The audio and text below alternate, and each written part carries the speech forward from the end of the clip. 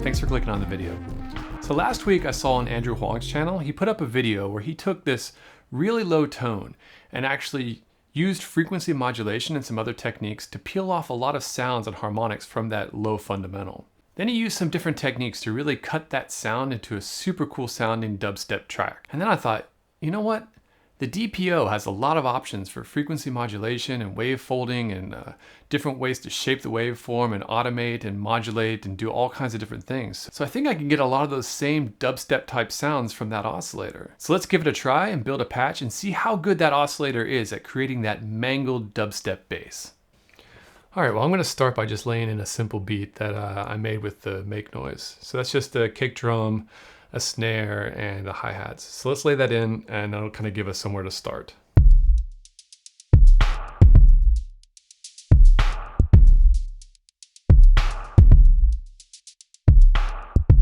All right, that sounded pretty good.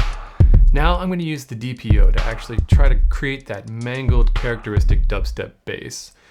Now I think the DPO will be great for this because it has so many options for modulation. You can fold the waveform, you can twist it around, you can use FM modulation, you can smash the two oscillators together and really get some interesting sounds. So let's dig into that and see what kind of sounds we can get out of it.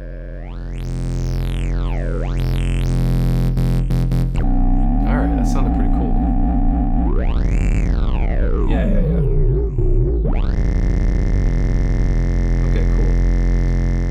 Now what I think I'm going to do is I'm going to use the pressure points. It actually has 3 different outputs, so I can modulate 3 different things at the same time with each kind of preset. And then what I can do is I can actually play through these presets as the beat's playing.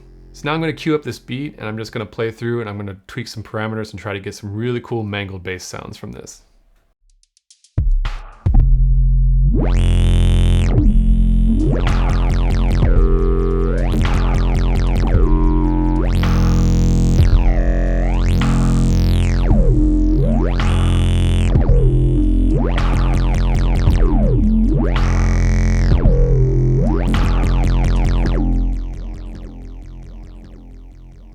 All right, cool. Now that I got that recorded, I'm going to take a second and just edit it down, kind of lock it into the beat a little bit more.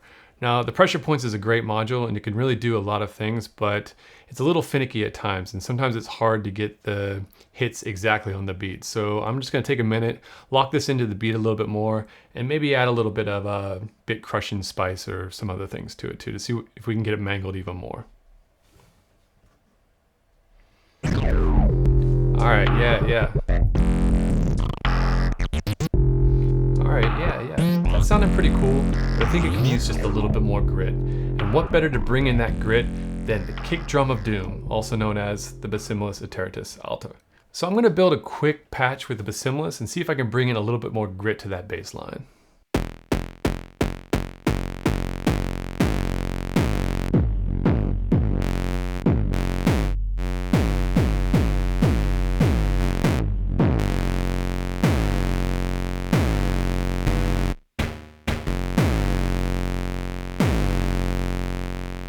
Alright, nice. Now that I've got that laid down, I'm going to bring in a little pad from the jdxa just to kind of fill things out a little bit.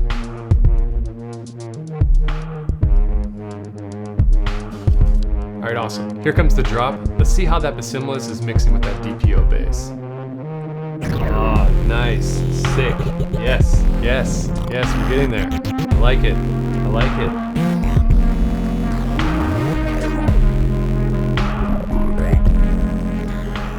Alright, cool, we're getting there. Now I'm just going to add a little arpeggiated pattern here with a VST synth, and I think I'll bring in a little bit of the DFAM. That DFAM is a really cool module. It really just, I use it in so many things and it really helps to just glue a whole track together. So I'm going to bring in a little bit of that here and see how that sounds. Yeah, that's really just bringing it all together. All right, well, I'm just gonna let it play out and you guys can have a listen. Thank you so much for watching, and I'll see you guys in the next video.